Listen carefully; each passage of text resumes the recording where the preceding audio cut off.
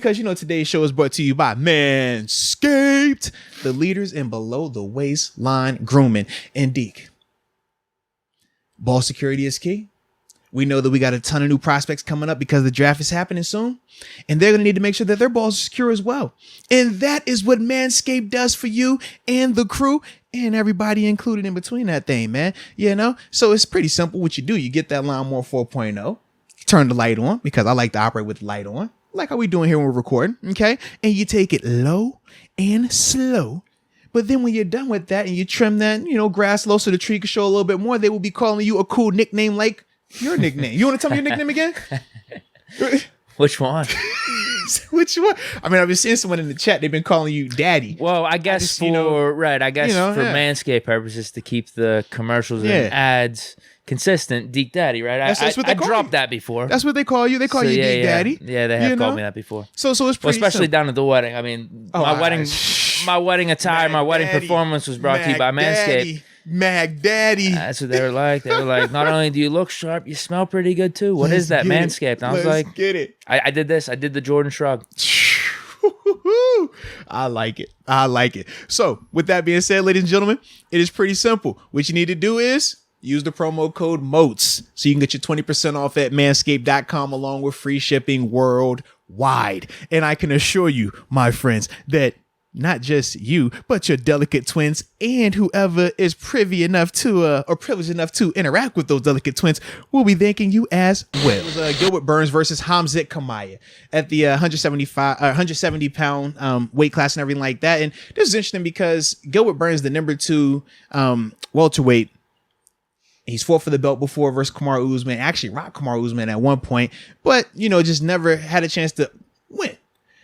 Now, Khamzat, man, is a dude that has been torching everybody. I don't think he's been hit more than 3 times going into this fight. Hadn't had a fight go outside the first round going into this fight. And he's big favorite too. Yeah, heavy favorite because he's been kicking a ton of butt, but he wasn't proven just yet. He's unranked. He was 11. unranked. Yeah, at the time he was at 11, but we always say unranked. He's not in the top 10. That's kind of how I look at it, right?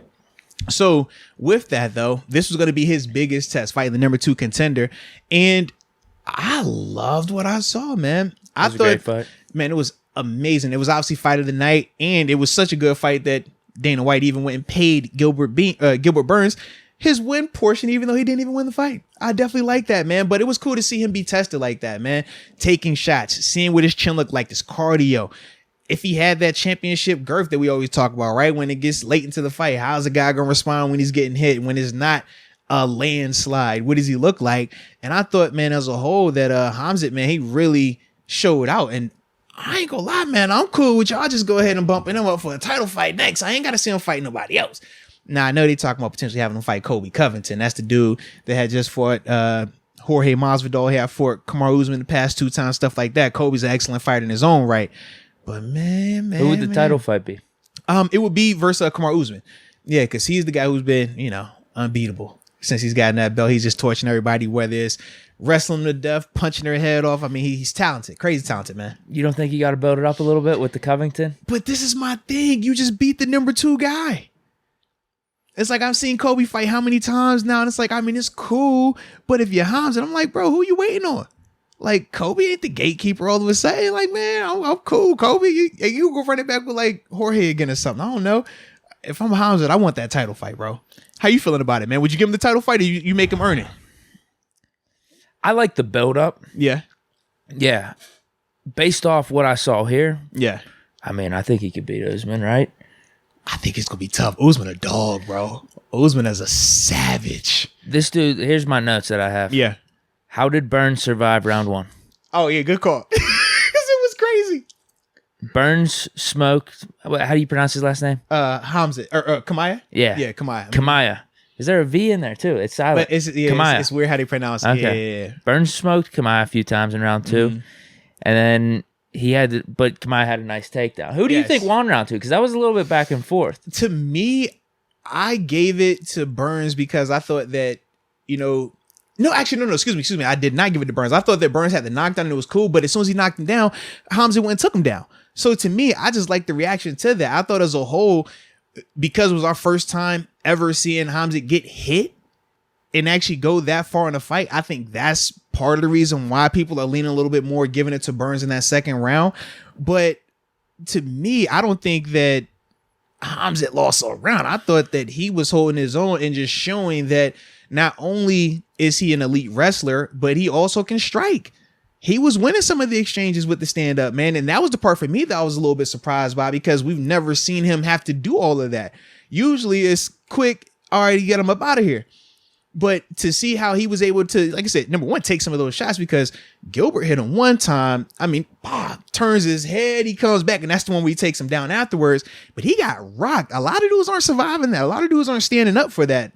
And for him to just, like I said, eat that, man, that's why for me, I was like, I can see why it was super close, but I still ended up giving that round to Khamzat right there, man. So, question, is he one of Khabib's understudies? Or they just call him that because of how good he's doing because real early? Makhachev is the one that's I was going to say, understudy who like trains under him and all that other stuff. Khamzat, he's just is dope, but like he has a cool bromance with the dude Darren Till, and it's just like cool watching that vein of. So he's not actually connected to Khabib. Correct. From my understanding, no.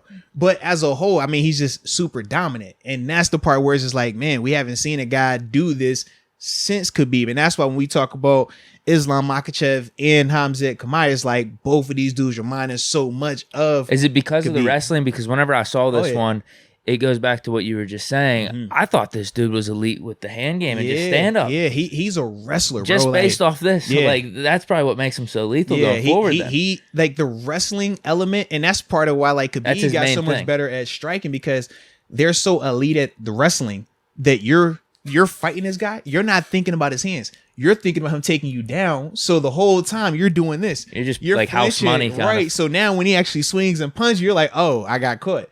Like that's what is showing in terms of like the growth from Khamzat. It's like, man, now you're seeing him stand up like that. But that was something we never knew because we never seen a fight go that long. And that's why for me, I thought that it was dope that Gilbert was able to push him to that brink. And I'm actually glad that the real Gilbert showed up, because at times with Gilbert, you don't know what version is going to show up. But I thought that, man, that was his best version as well.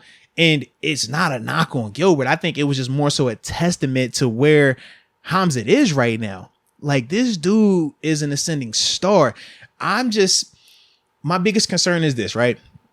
I think that you put him in there with Kobe. I think that'd be a great fight, and I would love that fight. And I do think there's a possibility that Kobe could beat him, but it wouldn't surprise me if Khamzat beat him either. But I'm just looking at it from Khamzat's standpoint right now. You have so much fire on you right now. You are one of the hottest names in MMA right now. Why take the chance on a Kobe when you can go ahead and guarantee that money fight, that title fight versus Kamaru Usman? Yeah, because you might have to wait another couple years. Because if you lose, and Kobe, like I said, Kobe's a monster. Kobe is good in his own right. The only reason Kobe isn't a champ is because of Kamaru Usman. So it's like, man, you have him, go that route and he gets beat. Now that steam comes off of a little bit. Now we're not as hyped. Now it doesn't have that same allure to it. And that's the part for me where I'm just kind of like, man, Khamzat, you done took care of the number 2 contender, baby. You sit on that title fight, because if you're Kamaru Usman, who else you fighting? Who you waiting on? You're not going to bump up. You're not going down. Whose There's decision nobody there is for this? you.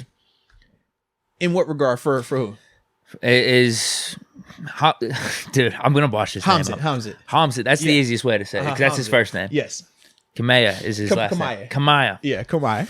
All right. Is it his decision or is it Dana White? Dana White ultimately, but Khamzat is in a position where he can say yay or nay. He can say, listen, Dana, I want to fight the champ. I've beat the number 2 contender. You see me starch literally everybody else.